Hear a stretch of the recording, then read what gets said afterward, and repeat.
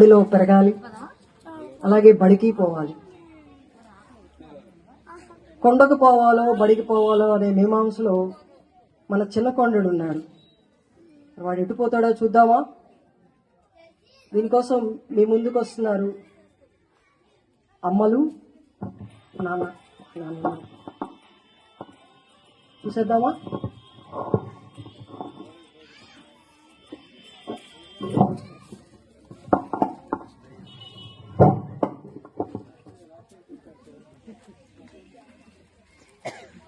నల్లటి గొంగళి భుజానేసి పంగల కర్ర చేతబట్టి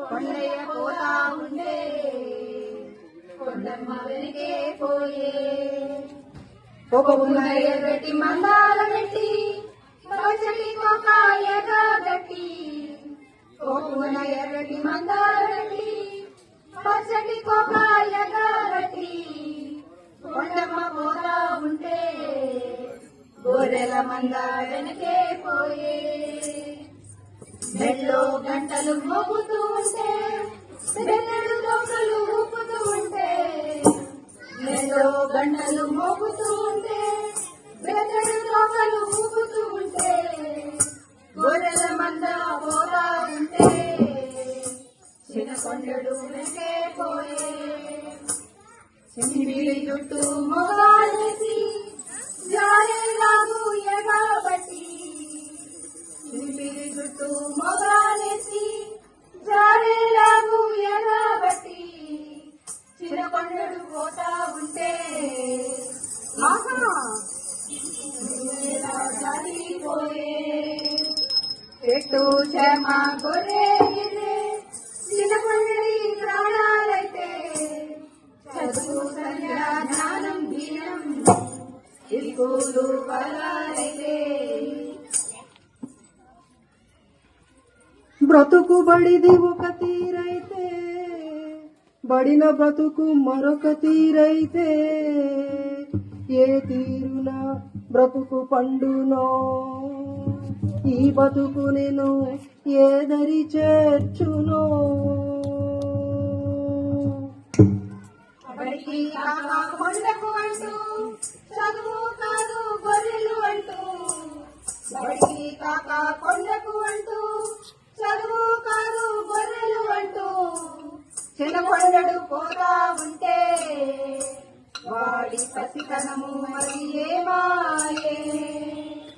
పసితనమంటే ఆట పాట అని వీపున మోసే భారము కాదని పసితనమంటే ఆట పాట అని వీపున మోసే భారము కాదని చెప్పే బడులు ఉండే బతుకుకి అర్థం మారిపోయే. నీ బ్రతుకున వెలుగులు నింపే వికసించే దారి చూపే విలువలు పెంచే బడులు ఉంటే ఆనందం నీ వెంటే ఉండే ఆనందం నీ వెంటే ఉండే.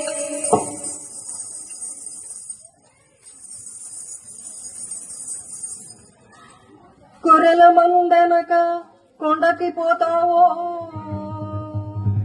నీతోటి పిల్లలతో బడికి పోతావో చిన్న కొండడాను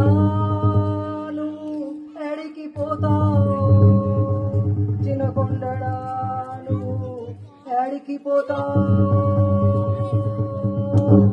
కథల సంచి భుజానేసి బుట్ట బాటిల్ చేతబట్టి కథల సంచి భుజానేసి బుట్ట బాటిల్ చేతబట్టి చిన్నకొండడు వస్తా ఉండే చిన్నకొండడు వస్తా ఉండే ఇస్కూలు కళకళలాడే ఇస్కూలు కళకళలాడే ఇస్కూలు కళకళలాడే.